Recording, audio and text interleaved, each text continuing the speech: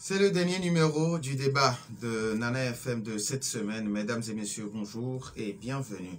Environ 60% de la population mondiale, soit 4,2 milliards de personnes, n'a pas de toilettes à la maison ou dispose de toilettes qui ne permettent pas une gestion hygiénique des excréments. 673 millions de personnes dans le monde pratiquent la défécation en plein air et sont privées de sanitaire. Les matières fécales ne sont donc ni recueillies ni traitées. 1,8 milliard de personnes boivent de l'eau potable non améliorée, sans protection contre la contamination par des matières fécales. C'est pour sensibiliser le grand public sur ces questions d'hygiène que la communauté internationale observe chaque 19 novembre la journée mondiale des toilettes. Alors depuis 2013, le Togo pilote le programme Fonds mondial pour l'assainissement pour la mise à l'échelle de l'approche de l'assainissement. Quel est l'objectif et le bilan? Ce sont les questions que nous nous posons pour ce débat. Alors pour y répondre, je reçois Sani Amidou, ingénieur sanitaire, chef division assainissement de base. Monsieur Sani, bonjour. Bonjour. Merci d'être là. Merci aussi de nous accompagner pour beaucoup de sensibilisation pour les problèmes de défécation, les livres qui tient à cœur les ODT 06 et pour le Togo également. Alors ce débat se fera également avec les auditeurs sur la page Facebook de Nana FM ou via téléphone sur le 91 09 71 71 ou le 96 61 58 58 à partir de 7h35. Alors avec Romain Aziablé à la mise en œuvre, je suis Norbert Djouhadji.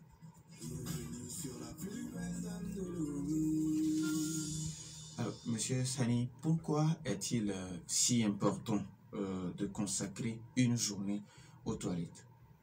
Merci. Une journée pour les toilettes, ça a été un souci de l'Organisation mondiale des toilettes et qui a souhaité depuis 2001 qu'on ait une journée pour les toilettes pour vraiment attirer l'attention des communautés d'avoir une toilette qui est un élément de dignité, qui est un élément de plaisir et c'est un élément aussi qui permet de lutter efficacement contre les maladies.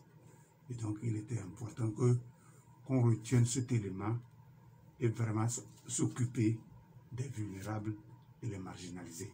Et donc, c'est un souci qui est grand et qu'il est important que cette journée est retenue pour permettre de sensibiliser toutes les communautés mondiales à pouvoir en tenir compte. Parce que quand on quitte d'un état à un autre, vous allez trouver des modèles de toilettes et qui font plaisir. Et donc, il est important que, au même moment que d'autres en ont, d'autres en souffrent. Et donc, dans le monde entier, il est pris en compte les personnes marginalisées et les personnes vulnérables. Alors, selon le site de l'UNICEF, environ 60% de la population mondiale, soit 4,2 milliards de personnes, n'a pas de toilettes à la maison, dispose de toilettes qui ne permettent pas une gestion hygiénique des excréments. Alors, à ce jour au Togo, quel est le chiffre? En fait, il faut le dire, aujourd'hui au Togo, il faut le dire que avec l'appui des partenaires et du gouvernement, beaucoup de choses ont été faites. Et comme tu l'as dit à l'annonce, qu'en 2013, nous avons commencé à mettre en place un système pour attirer les communautés à pouvoir disposer de leur propre latrine. Et donc, à ce jour, il faut le dire, il y a beaucoup de progrès qui ont été faits et des innovations aussi qui ont été mises en œuvre. Et qu'aujourd'hui, le Togo, le Ghana, le Nigeria sont les pays qui ont innové beaucoup dans ce système. Et ça fait honneur pour nous. Et ce qui permet aussi qu'on ait des ressources innovantes pour pouvoir accompagner ce processus. Il faut le dire, d'après le MIS 17, qui se fait tous les 4 ans et piloté par l'UNICEF. Nous avons en milieu rural aujourd'hui au Togo, nous sommes à 20,8% de couverture en matière d'ouvrage d'assainissement. Et en milieu urbain, nous sommes à 79,5% de couverture. Soit à la population togolaise, totalement, nous sommes à 44,6%. Si vous voulez bien comptabiliser sur les 8 millions de populations qu'on a, c'est 44% de la population togolaise qui ont une latrine améliorée. Et donc, ça nous interpelle tous. Parce que les ODD nous disent que c'est l'atteinte universelle à l'horizon 2030 et qu'il est important que beaucoup de fois soient mises pour que nous puissions arriver à là. Et donc, c'est pourquoi, il faut le dire, il y a encore des actions, il y a beaucoup d'efforts qui doivent être faits pour qu'on espère au moment venu atteindre les estimations.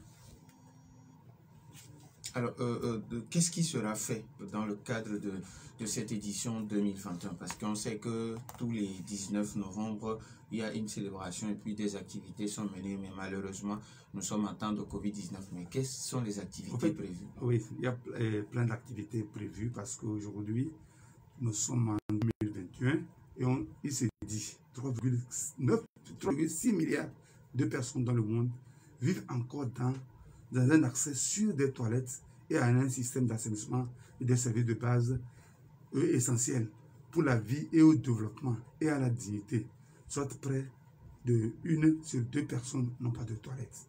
Pour 2021, sur la valeur des toilettes et attire l'attention sur la part que les toilettes et les systèmes d'assainissement auxiliaires ont besoin de beaucoup de financement. Donc il faut le comprendre que le Covid est là, nous avons des soucis d'ouvrage d'assainissement, mais il faut le comprendre que c'est le secteur le moins financé. Et c'est un souci pour nous tous parce que, il faut le dire, beaucoup de partenaires n'investissent pas dans l'assainissement. Or, $1 mis dans 5 $ mis dans l'assainissement ont réduit à près de 30% de risque par rapport aux maladies.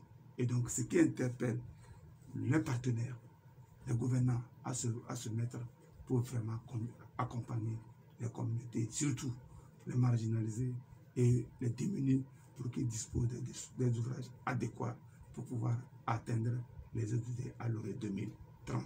Alors, la question qui se pose aujourd'hui, c'est de savoir, quand on parle de toilettes, à quoi fait-on allusion? Est-ce que c'est le pot qu'on a à la maison où on défecte, c'est tout, ou bien c'est tout un ensemble? Non, la toilette, c'est tout un ensemble. On part d'abord de la collecte. C'est le premier élément. C'est où votre toilette est érigée. Ensuite, comment il est transporté. Parce qu'au fait, dans votre maison, la plupart, on appelle des toilettes individuelles. Et donc, vous avez des systèmes que vous avez mis en place. Soit c'est une fosse septique, soit c'est une fosse sèche, soit c'est un TCM. Donc, c'est un peu de tout ça qui sont à la maison. Mais le souci, ce n'est pas de disposer d'un ouvrage à la maison qui est important, mais comment est géré les excréta une fois que c'est rempli. Et ça devient quoi? Donc, c'est le souci qui prévaut aujourd'hui. Donc, disposer d'un ouvrage à domicile, et quand il est rempli, on n'a pas de solution, c'est un souci. Et donc, disposer d'un ouvrage, c'est la collecte.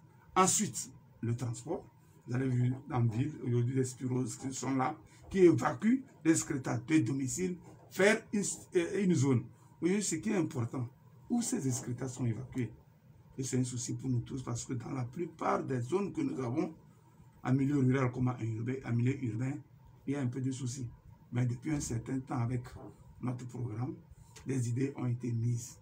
Et donc, quand je vais revenir au programme, vous allez voir les résultats qu'on a obtenus au cours des travaux. Mais ce qu'il faut reconnaître, il est important qu'on pense à la collecte, au transport et au traitement, voire la valorisation. C'est ça qui fait l'important. Si vous avez des toilettes à la maison, vous n'arrivez pas à évacuer les excréta que vous avez mis à la maison, et ensuite, vous n'arrivez pas à les traiter, et ensuite, vous ne pouvez pas le réinjecter dans la vie, on n'a rien fait. Alors, aujourd'hui, beaucoup, pour dire la plupart des Togolais ont les toilettes internes. Oui. Est-ce que ce n'est pas mauvais pour notre santé? Non, en fait, les toilettes internes, c'est une bonne chose parce que l'excréta doit être canalisé. L'excréta doit être évacué de façon digne et de façon adéquate. D'abord, dans la maison, la dernière enquête qui a été faite avec l'appui de l'EA qui est parti, on avait constaté que 70% des populations togolaises ont des ouvrages individuels. Normalement, il y a 3 types. Il y a l'individuel, il y a le semi-collectif et le collectif. Donc, aujourd'hui, par rapport à tous ces éléments, l'individuel représente 70%. Ensuite, le semi-collectif, qui est près de 10%, et le dernier, qui est le collectif, on a un minimum également aussi, parce qu'avec aujourd'hui, beaucoup d'éléments sont en train d'être faits pour que nous allions vers le collectif pour la plupart de certaines zones. Et donc, ça demande à ce que beaucoup d'efforts soient faits pour vraiment répondre. Les 70% d'individuels ont besoin d'un lieu d'évacuation et de traitement. C'est l'exemple que nous avons dans la zone de Sokoré, avec la station d'épuration, où les latrines sont vraiment construites et des véhicules pour le transport, ces excréta, pour être évacués à une station de traitement qui se trouve à 12 km de la ville de Sokoré. Et donc là, le traitement étant effectué, les fesses sont transformés et le compost est obtenu pour pouvoir servir à amender des sols en remplacement des engrais et également aussi pour faire le maraîchage. Donc tous ces efforts sont en train d'être faits pour que demain, nous ayons en fin de compte que les excréta sont évacués de façon sécurisée. Parce que c'est ça l'ultime avantage. Et nous sommes en train d'introduire beaucoup de modèles pour que l'excréta soit de l'or. De l'or, c'est-à-dire que quand vous vous rendez compte que votre excréta est transformé pour vous donner du gaz, donc vous comprenez déjà que le biogaz, c'est un élément que les gens ne vont pas laisser. Vous voyez également aussi une séparation entre les urines et puis les fesses, et les urines peuvent être utilisées pour pouvoir faire le maraîchage, donc au bout de 21 jours d'hygiénisation, et également aussi les produits, par exemple des excréta, peuvent être également utilisés pour le maraîchage après 6 mois d'hygiénisation. Donc c'est tous ces mécanismes qui sont mis pour qu'aujourd'hui, pour que demain, tous les Togolais soient à l'aise dans la gestion des excréta. Alors, depuis 2013, l'UNICEF Togo exécute en collaboration avec la division de l'hygiène et de l'assainissement du milieu du ministère en charge de la santé et de la protection sociale le programme du Fonds mondial pour l'assainissement pour la mise à l'échelle de l'approche de l'assainissement total piloté par les communautés ATPC. Alors, de quel projet s'agit-il? Ok, merci pour cette question. Il faut le dire. En fait, l'ATPC, c'est l'assainissement total piloté par les communautés. En fait, qu'est-ce que ça veut dire? Ça veut dire qu'on crée un dégoût dans la communauté pour qu'elle comprenne qu'elle consomme son propre caca. Et en ce moment, elle-même décide de ne plus manger ce caca. Et maintenant, elle va prendre des dispositions élémentaires en tenant compte de l'échelle de l'assainissement. C'est-à-dire, vous partez, vous voyez dans un village, par exemple, les gens défèquent sur les terres et consorts. Aujourd'hui, avec l'ATPC, quand nous venons, on les sensibilise, ou bien on les déclenche, c'est le mot que nous utilisons. Tout de suite, les gens décident, je ne peux plus déféquer à l'air libre. Je tiens, pour aller déféquer, je tiens ma roue, et le premier élément, je creuse, je défèque et je ferme. Donc, l'excréta est déjà la première échelle. Mais on voit que cette attitude est permanente et qui perdure et qui embête. Il dit non, je réalise une latrine. Et donc, avec deux éléments rudimentaires, il peut réaliser une latrine et l'utiliser. Parce qu'au fait, le goût, c'est que quand les gens ont l'envie et qu'ils comprennent la chose, eux-mêmes réalisent des ouvrages. Et donc, c'est sur ce procédé que nous avons commencé. Et donc, nous avons couvert 19 districts dans le Togo, toute la savane, toute la Kara, et puis 5 districts des plateaux. Donc, aujourd'hui, les recherches sont concluantes parce que beaucoup de communautés ont compris, surtout en milieu rural. On a vu, même après le MIS 2010, là, et le MIS 2017, montrer qu'il y a une grande progression, près de 10% d'augmentation par rapport aux données qui sont faites. Donc, ce qui veut dire que beaucoup d'actions ont été menées et les communautés ont compris. Parce que leurs déclarations, leurs informations ont commencé à donner de la lumière. Je vais vous dire, par exemple, la cible était 1 600 000 qu'on devait couvrir, mais aujourd'hui, nous sommes à 1 433 151 habitants couverts et population qui sont à l'état fédéral, soit près de 80,7% de la population à l'état fédéral. Et donc, une couverture de 19 districts, et il nous reste près de 20 districts. Et donc, ce qui fait qu'aujourd'hui, il y a encore à faire Parce que si vous allez dans les savanes, il y a des gens, quand ils arrivent à Lomé, des fois, ils se plaignent, ils se demandent que les parents n'ont pas de WC à Lomé. Dans leur village, ils se disent non, que eux, ils ont mis fin à la défécation, à la livre. Ils vont correctement dans leurs toilettes, qu'ils utilisent correctement et qu'ils entretiennent. Et même, c'est que vraiment, quand les latrines remplissent, ils le ferment. Et après 6 mois de d'hygiénisation, ils récupèrent pour faire le jardinage. Et ils nous ont montré les types de génération de latrines où nous sommes à une 3e génération de latrines. Et ce qui veut dire que chaque fois que l'occasion se fait, ils créent de nouveaux modèles. Et maintenant, ils se mettent. Et que ça donne vraiment l'envie de disposer d'une latrine. Et les communautés ont compris. Donc c'est dans cette lancée, parce que nous avons pu faire le milieu urbain et village, jusqu'il ne nous restait que des grandes agglomérations. Or, pour les grandes agglomérations, ce n'était pas aisé pour nous de pouvoir aller comme on a été au village. Nous avons introduit ce qu'on appelle le marketing et les microfinances à assainissement. Dans la microfinance, qu'est-ce que nous avons pu faire dans ces microfinances? Avec les ONG, nous avons mis en place ce qu'on appelle des ressources. Donc, on a mis un peu de ressources pour permettre aux gens d'aller faire des prêts et de construire les poulatrines et leur rembourser comme on fait au FNFI. Nous sommes jetés par rapport aux exemples de FNFI, de FAEJ, et nous avons amené un peu de finances qu'on a mis au niveau de microfinance. Et maintenant, si vous voyez les modèles, c'est impeccable. Donc, on veut aussi amener les villes à l'état fédéral pour avoir des districts fédéraux. C'est notre objectif. Et donc, aujourd'hui, nous constatons que dans l'évaluation qui a été faite dans la sous-région, le Togo sortait parmi les meilleurs pays. Parce qu'avec cette innovation, création de la microfinance, on met en place les CAC. Les CAC, c'est les comités d'assainissement communal. On a mis en place ces CAC qui cherchent ces ressources de concert avec les communautés qui viennent faire des prêts pour réaliser leur latrine et rembourser de manière que l'activité devient une activité pérenne parce que le fonds remboursé permet de faire à d'autres prêts. Et donc déjà, quand l'évaluation était arrivée, le Togo était sorti, le Togo, le Ghana et le Nigeria étaient sortis les meilleurs pays qui ont innové. Parce qu'aujourd'hui, on a trouvé une alternative de financement durable des latrines avec à des coûts acceptables. Donc, un exemple de 110 000 francs que les gens font prêt pour réaliser une latrine. Et nous avons des modèles de latrine en fonction de la personne. Et on a des résultats sur le terrain. Les gens sont très contents. Les microfinances sont en train de travailler.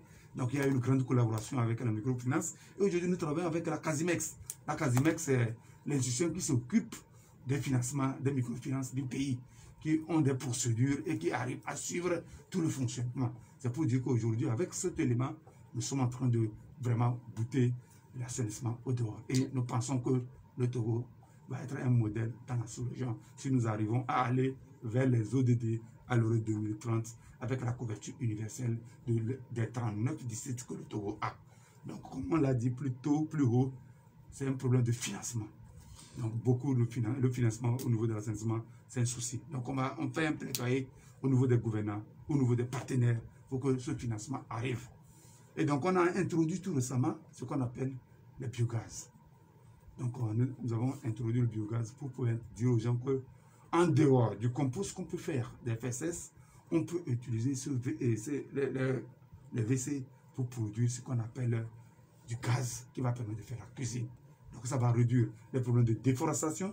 Et donc, l'effet de changement climatique aussi va être réduit. Donc, il y a beaucoup de paramètres qui rentrent en ligne de compte et c'est ça que nous sommes en train d'aller vers aujourd'hui. Alors, les auditeurs ont maintenant la possibilité de nous appeler sur le 91 09 71 71 ou le 96 61 58 58. Alors, aujourd'hui, avant que les auditeurs n'appellent, on parle aussi de l'initiative Togo sans défécation et les libres Togo Sandal. Oui. Alors, de quoi s'agit-il et puis qu'est-ce qui a été déjà fait? Ok, merci beaucoup. Comme on le dit également aussi, dans ce processus de mise en place des actions sur le terrain par rapport à Togo Sandal, qui est financé par le Fonds mondial, en fait, le Fonds mondial a donné un fonds catalytique.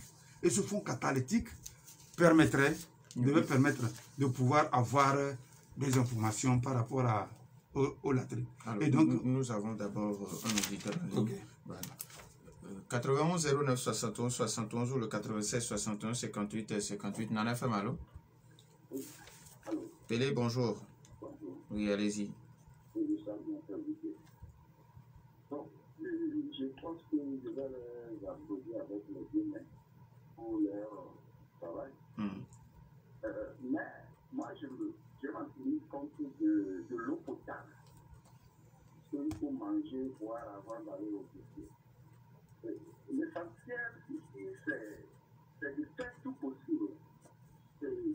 Dans nos villages, même si le bois a gâté, les gars boivent à cause de l'eau potable. Vous voyez? Et tout ça là, je ne sais pas comment vous travaillez avec le gouvernement ou le ministère, bien, pour que ça prenne ce temps sur le plan du territoire. À part même si on voit dans des villages là-bas, les gens ne voient pas. C'est déplorable. C'est très urgent. Je ne sais pas quel apport. Mais est-ce que la priorité aujourd'hui, allons parler dans cette Covid-là, on prend la Covid comme la priorité, c'est ça qui m'a créé. Alors que l'eau potable, c'est l'essentiel. Donc, comment vous allez faire ça? Il faut que le gouvernement laisse un peu la peur de la Covid-là et nous parle de l'eau potable. Merci à vous aussi. 91 09 71 71 ou le 96 61 58 58. Alors, vous allez d'abord finir par rapport à Togo Sandal. Initiative Togo Sandal, ok. Voilà. Et avant de revenir à la question de M. Pelé. Ok, merci beaucoup. Comme j'étais en train de dire, l'initiative Togo Sandal, en fait, c'est comme tout le monde entier par rapport aux ODD, il est question de pouvoir avoir une feuille de route sur laquelle le pays doit suivre. Nous avons encore notre auditeur. Nana Femalo. Tata Raguel, est-ce que vous pouvez vous éloigner un peu de votre poste récepteur? C'est bon? Oui, ça va. Allez-y. Bonjour, monsieur Nobel. Oui, bonjour. Bonjour, invité. Merci, bonjour. Moi, je veux juste aider l'invité d'aller faire des sensibilisations dans les quartiers qui n'y a pas de sanitaire. Par exemple, Julia Copé, Batago, Décon, Hébert, dans ces quartiers, quoi. Parce que c'est pas tout le monde qui écoute la radio. Sinon, c'est juste vous aider. Merci. Je vous remercie. Merci à vous aussi. 91 09 71 71 ou le 96 61 58 58. Alors. Ok, oui, j'étais en train d'aller par rapport à l'initiative Togo Sandal. C'est l'initiative Togo Sandal, comme on le dit, c'est une approche qui va permettre au Togo à l'Euro 2030 que tout le monde à l'universel dispose de ouvrages d'assainissement. Et donc, ce qui a amené le gouvernement et les partenaires à pouvoir élaborer un document qui s'appelle Initiative Togo Sandal à l'Euro 2030. Et donc, qui a une valeur de 63 milliards. Et donc, depuis 2017 à 2030, donc avec une feuille de route continue et enfin une mobilisation des ressources, le gouvernement est en train de mettre des ressources et nous sommes en train de chercher des partenaires. Comme vous l'avez dit, par rapport à Togo Sandal, c'est ça que nous avons eu de financement de la banque du Fonds mondial pour l'assainissement à concurrence de 3 milliards. Donc, il rentre dans le budget de 3 milliards.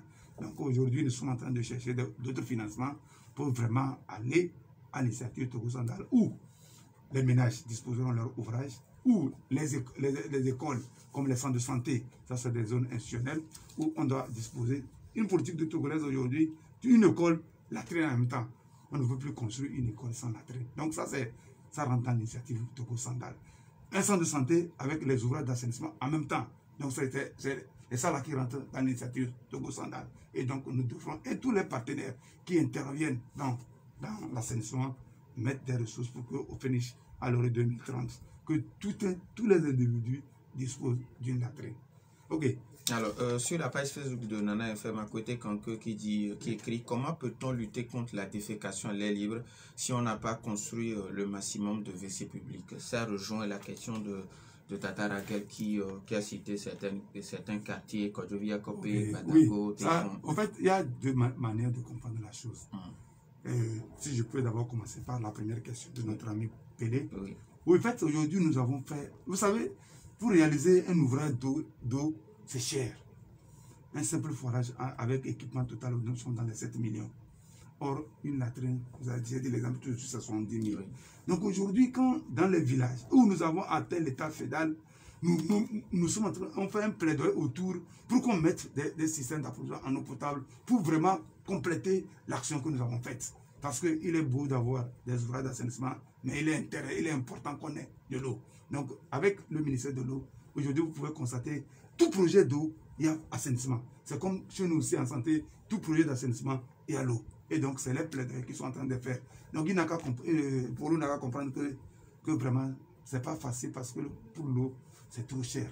Mais les partenaires, pour un seul village, par exemple, comme un forage, il est près de 7 millions. Et donc, c'est cher. Donc, c'est pourquoi, mais malgré tout, le gouvernement s'attelle à pouvoir apporter des éléments.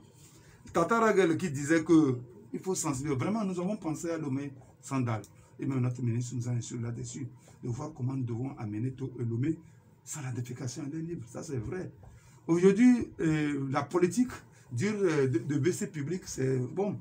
C'est une politique, mais elle n'est pas trop forte parce qu'il y a un problème d'entretien. Donc, on fait les WC publics, ceux qui sont autour n'entretiennent pas. Et c'est un souci énorme. Et si on continue, on est en train de voir si on peut améliorer ces éléments et également aussi promouvoir les latrines familiales.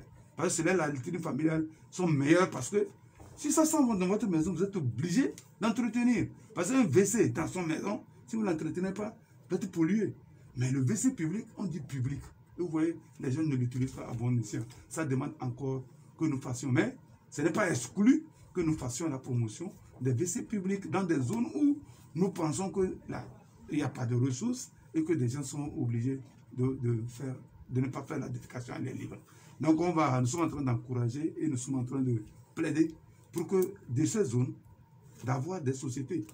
Il faut le dire, c'est au Togo que le privé ne se jette pas dans l'assainissement. Or, l'assainissement, c'est de l'or. Les gens ne savent pas. Nous étions à Côte d'Ivoire et à Cape Town pour Africa Sam. Il faut comprendre que des grandes sociétés des autres pays de la sous-région sont venues nous présenter les projets d'accompagnement par rapport aux communautés. Donc, ils ont des projets, ils construisent des latrines. Comment on fait le canal box?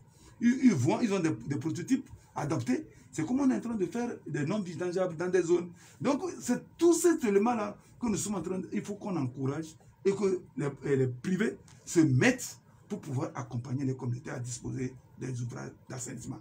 Donc, aujourd'hui, c'est encore comme c'est un jour de sensibilisation, nous pensons qu'il est important qu'on invite ou bien on encourage le privé à se mettre. Seul le gouvernement ne peut pas tout faire, mais nous avons des orientations. Donc, quand les gens sont prêts pour pouvoir accompagner les communautés, le gouvernement est disponible, les services techniques sont disponibles. C'est tout comme un homme quelqu'un qui veut construire sa latrine, il y a les services techniques qui sont là.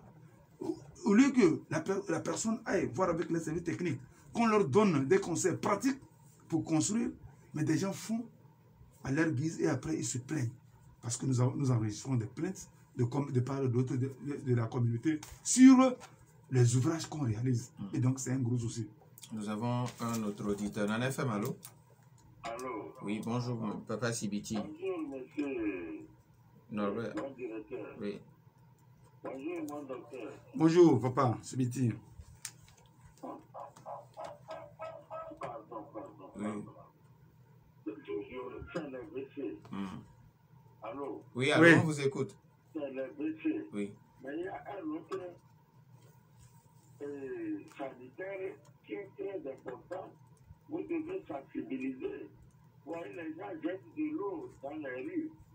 Il faudrait que vous preniez en compte cette situation. Les pisages dans les maisons.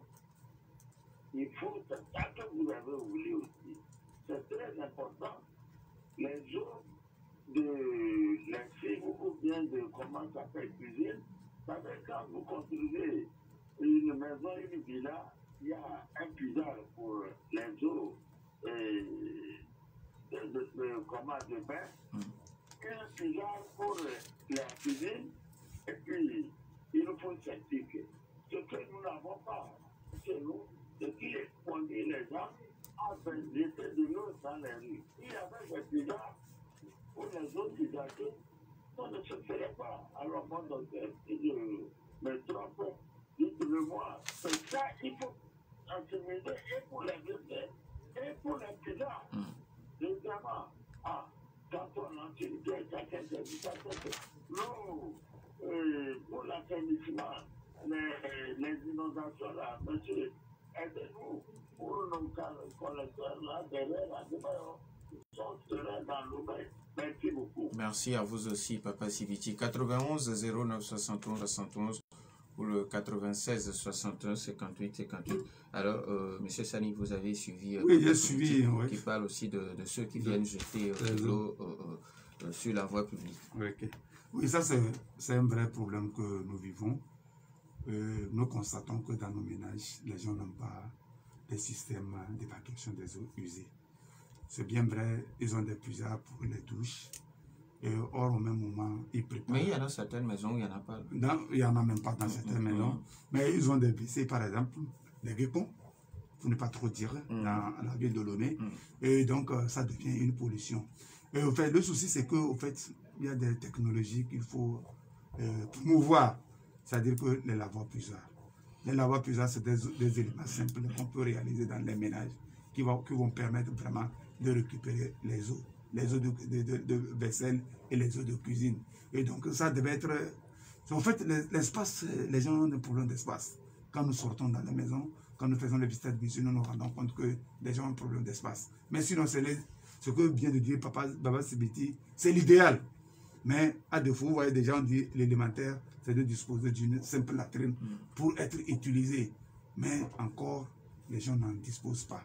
Et donc, ça interpelle tout un chacun. Donc, c'est l'occasion de sensibiliser encore, de rappeler à nous tous que nous devons disposer de ces éléments. Mais plus accru pour les gens, les démunis et surtout les marginalisés.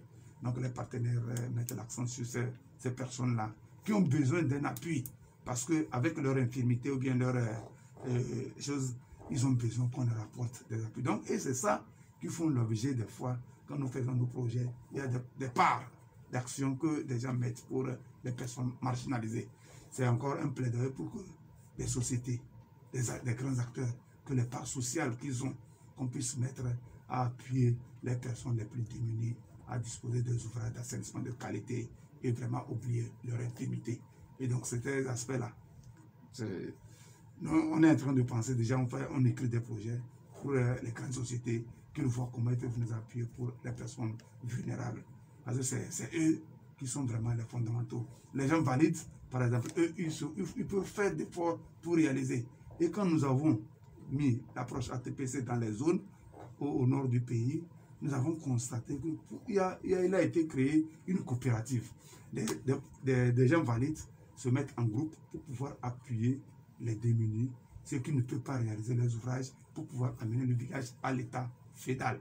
C'est le fédal là que des gens ne comprennent pas. Le fédal, c'est que à l'instant T, quand on dit un village est fédal, c'est-à-dire que tous les ménages disposent de leur ouvrage d'assainissement et qu'on peut vérifier et qu'on peut certifier. Et donc, quand on dit un village fédal, c'est que la communauté elle-même, en premier lieu, vient certifier que tous les ménages ont leur latrine et qu'ils les utilisent avec des dispositifs de lavage de mains autour. Parce que quand vous sortez du ménage et de la toilette, vous devez vous laver de l'eau et au savon. Au départ, quand on a commencé, on avait dit avec les choses de la cendre. Aujourd'hui, avec l'OMS, on a évolué pour dire que c'est avec du savon. Et donc, il devient important que chacun s'y mette et que vraiment, nous puissions avoir des zones. Nous sommes en train de penser au grand lobby fédéral. Ça, c'est un gros souci. Et donc, il y a encore, nous sommes en train de recenser les populations, nous sommes en train de recenser les ONG, des grandes sociétés qui peuvent nous appuyer, les chambres de métier, pour qu'on voit comment nous pouvons amener les gens à pouvoir disposer des ouvrages de qualité et vraiment atteindre les objectifs. Nous avons un autre auditeur en ligne. Nana FM, allô? Oui, allô, bonjour. Bonjour, Massa. Pardon, oui. Ok. Bonjour à votre invité. Bonjour. Pour les sanitaires, on parle. Il faut de l'eau. Oui,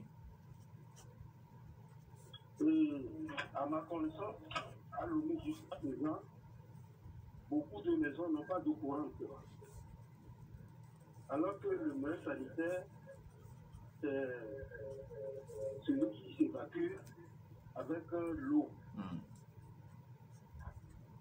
Il parle de la vision 2030. Oui. Comment cela peut-il se faire quand dans la plupart de nos maisons, nous n'avons pas de l'eau courante? Et deuxièmement, moi j'ai vu à Accra des sortes de polytanks qu'on utilise parce qu'il parlait de la cherté de l'installation des fosses septiques et autres. J'ai vu à Accra des polytanks qui sont installés, qui sont fabriqués, pardon, et qu'il suffit de mettre dans un trou pour avoir sa fosse septique. Je me demande s'ils sont au courant de cela. Est-ce que ce ne serait pas bon quand ils parlent de... Ils cherchent des opérateurs pour aider. Est-ce que ce ne serait pas bon de promouvoir ce genre et que le gouvernement puisse aider à la population à acquérir facilement ce genre d'équipement? Merci, bonne journée. Bonne journée à vous aussi, Massa. Alors, vous avez suivi notre auditeur. Alors, qu'est-ce que vous avez à dire? Sûrement que la seconde partie de sa question, déjà sur le projet LIRA, ça a été développé. Bien sûr, nous aussi. En fait, merci beaucoup, M. Mas, pour la question. Bon, c'est des contributions qui sont pertinentes. Il faut le dire, vous dites aujourd'hui, on dit aujourd'hui qu'il n'y a pas de l'eau. Il faut le dire que bientôt, le Togo sera muni de l'eau. Parce qu'il y a le projet Soga Kopé qui est en cours. Et ceux qui regardent peuvent déjà voir que des grands tuyaux sont en train d'arriver. Parce que c'est dans un proche futur qu'il faut dire que le problème de l'eau sera résolu à Lomé. Et donc, par rapport aux ouvrages qu'on est en train de dire, en fait, nous venons de commencer une promotion de la construction des fosses septiques avec récupération de biogaz. Et la dernière fois, on a fait une formation à Lomé et on a continué dans les plateaux.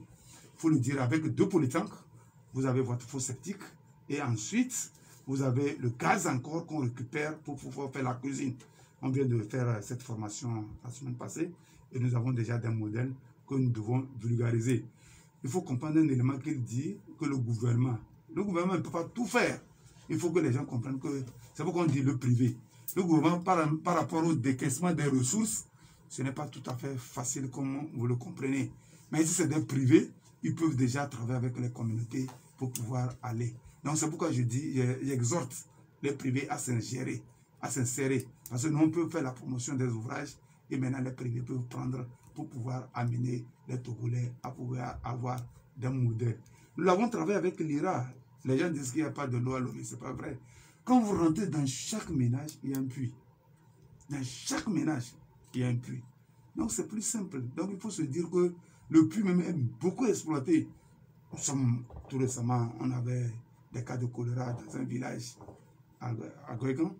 Si nous sommes rentrés dans les ménages, à notre surprise, les gens avaient beaucoup de puits dans les ménages. Bien que le pays et le gouvernement a mis en place de l'approvisionnement en eau potable avec le projet POMD.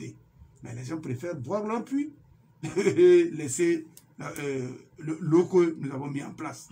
Or, au fait, c'est l'eau-là qui est douteuse, qui demande à être suivie.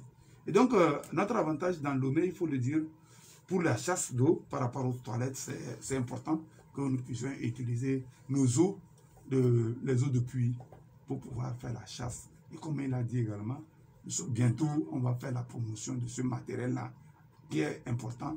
Avec 2 polytanks, vous avez déjà un WC et vous avez une sorte de fosse septique, un pot à côté, et ensuite, vous avez le gaz qui va vous servir pour faire votre cuisine. Vous n'allez plus acheter le gaz à 6500 ou à 3200. Vous utiliserez ce que vous avez émis et qui retourne dans votre chose. Et ce qui est encore intéressant dans cette affaire, il y a des restes de plats et consorts qui sont déversés dans la gestion des municipalités, de la gestion des déchets. Ces éléments-là seront récupérés et qui vont permettre probablement d'augmenter le gaz. Et ça peut également aussi permettre de faire de la lumière. Donc il y a beaucoup d'éléments qui sont en train d'être développés et nous pensons qu'il faut que les gens nous accompagnent. C'est pourquoi on dit que le privé se mette. Ce n'est pas le gouvernement seul qui doit travailler, mais le gouvernement émet les grandes orientations. Et c'est pourquoi l'initiative Togo Sandal à l'horizon 2030. Chaque ménage, une latrine, c'est notre vision par rapport au pays. Et également aussi, des efforts sont en train d'être faits pour que des grandes villes qu'on fasse des systèmes d'assainissement collectif. Donc, brancher les communautés sur des choses. C'est comme l'exemple de Kara. À Kara, le projet Waouh. Donc, les communautés, il y a plus de 100 personnes qui ont leur latrine individuelle, qui sont connectées comme la TDE là, et qui est évacuée vers une station de traitement vers la rivière de Kara. Donc, c'est des projets comme ça innovants et qui sont en train d'être mis en place pour pouvoir encourager tout ce qui est en train d'être fait. Sinon, il faut le dire, beaucoup de choses sont en train d'être faites. Et nous avons l'espoir. Parce que nous, on se dit, en 2025, le Togo devait être à la FEDAL. Mais Covid est venu perturber un peu. 2 ans que Covid vient de consommer, nous a encore fait reculer. Mais c'est encore également faire le plaidoyer au niveau des partenaires et des partenaires et de la société civile pour que beaucoup d'éléments soient faits pour que nous arrivons à Togo Sandal à l'horizon 2030. Alors, quelle sera, d'abord, avant votre mot de fin, quelle doit être la distance entre nos sanitaires et nos puits? Oui, la distance, selon l'OMS, c'est 15 à 16 mètres. Et il faut voir le sens de l'écoulement de l'eau. Ça, c'est un élément fondamental. Le sens de l'écoulement. Vous ne devez pas mettre votre WC en amont du puits. Parce que le WC, si vous suivez l'écoulement, si le WC envoie cette déjection, c'est l'exuvia vers le puits, les gens ne font que consommer l'eau du puits. Et on a dit également la distance, vous voyez, la distance de 16 mètres. Et donc, en fait, c'est des efforts qui doivent être faits. C'est pourquoi aujourd'hui, on a des petits conflits de concession parce que les gens se retrouvent que d'autres mettent tout juste leur puits au nez des WC des autres. Et tout juste chaque jour, c'est des petits conflits. Donc, on va exhorter les gens, exhorter tout un chacun. Vraiment, les services techniques d'hygiène d'assainissement sont là à tous les niveaux, décentralisés. Et qu'il est important vraiment de les assurer. Aujourd'hui, nous avons la chance aussi que les mairies sont déjà là, avec les DST. Donc, tout ça va collaborer pour vraiment qu'on atteigne l'initiative Togo Sandal à l'horizon 2030. Et donc, nous pensons également aussi dans les prochains jours faire des diagnostics communautaires. Des diagnostics communautaires, c'est-à-dire s'assurer d'une commune, quelle est sa vision 2030. Le gouvernement togolais au niveau national a un document 2017-2030. Est-ce que chaque commune s'insère dans cette dynamique? Parce que c'est en fonction du m'insère dans cette dynamique va nous permettre de mobiliser les ressources pour vraiment atteindre mon objectif. Donc, c'est des éléments sur lesquels nous devons renforcer notre planification. La preuve, hier, vous avez vu, la commune Golfe 1 a son plan de développement communal. C'est de la même chose.